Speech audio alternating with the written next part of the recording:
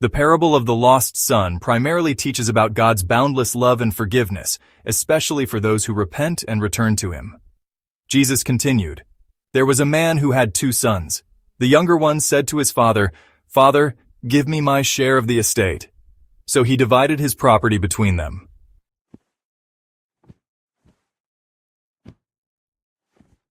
Not long after that, the younger son got together all he had, set off for a distant country, and there squandered his wealth in wild living.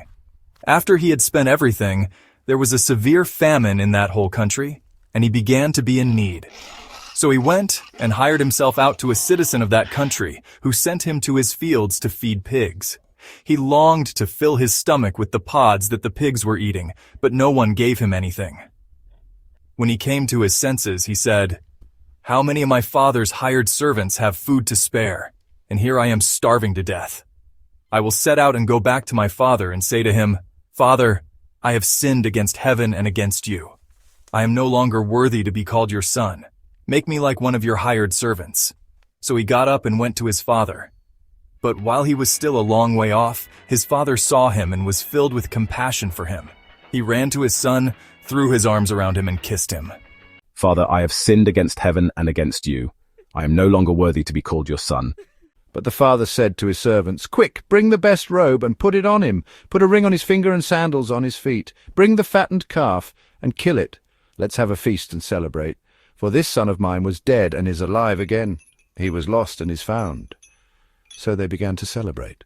Meanwhile, the older son was in the field.